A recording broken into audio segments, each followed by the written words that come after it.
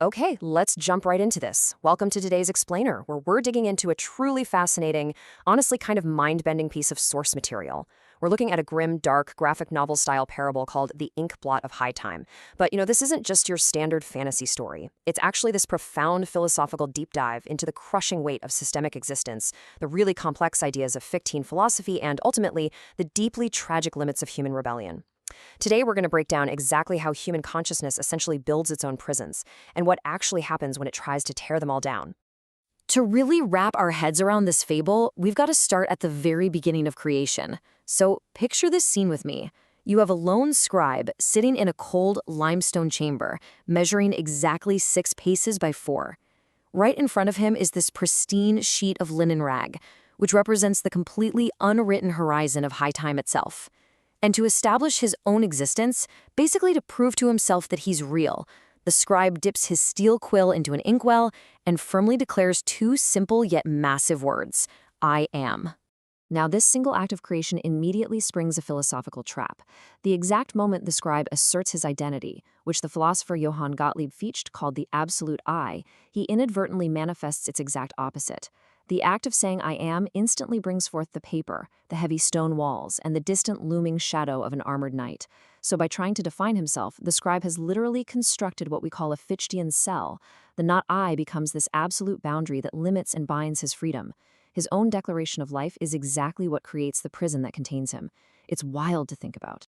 And this brings us to a brilliant illustration of the 2 opposing forces born right inside that cell. From the friction of the scribe's ink, a rebellious spirit emerges, and we call him the Jester of Sapphire Light. He is this kinetic, snarling, truth-telling monster who is born specifically to tear up the very paper holding him captive. But standing directly in his way is the Pale Inquisitor, the armored knight known as Nich Mensch. The knight is the total opposite. He's entirely static. He represents heavy iron armor, cold intellectualism, and the absolute limit of the not I. Basically, he is the unyielding architecture of the system itself. So, here is the really crucial point, and honestly, the tragedy of it all. The Jester genuinely thinks he's fighting for freedom, but he is actually a prisoner of his own rebellion. As the Jester looks around at his mechanical surroundings, he weeps with this terrible, mocking laughter. And why? Because he realizes a horrifying truth. His fierce, chaotic fire, his absolute desperate urge to tear down the walls, it's entirely anticipated by the very system he's fighting against. His rebellion isn't breaking the rules, it's literally part of them. Okay, moving right along to Act 2, the antithesis and the iron word. This brings us to the terrifying personification of absolute systemic enforcement and how it completely neutralizes the Jester. Let's look at the timeline.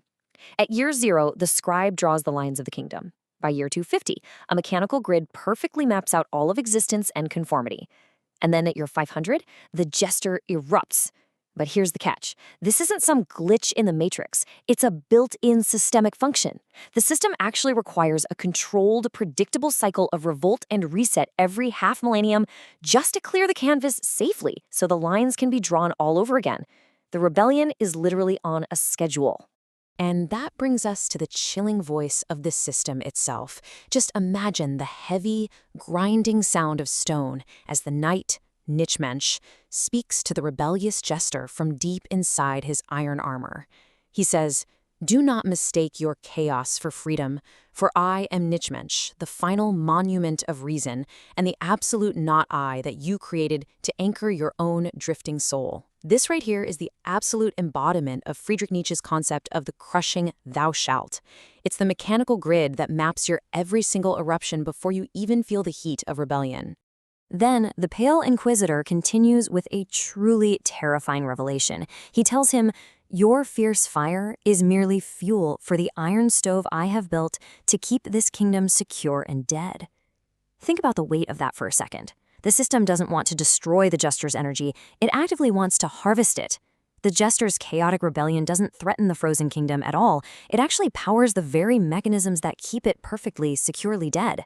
This just builds the ultimate psychological weight crushing down on the Jester. The knight delivers one final chilling blow.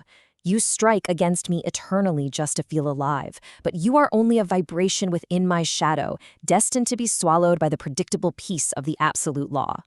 I mean, wow. The Jester's entire existence, his absolutely desperate fight for individuality, is reduced to a mere vibration that just sustains the Inquisitor's rigid structure.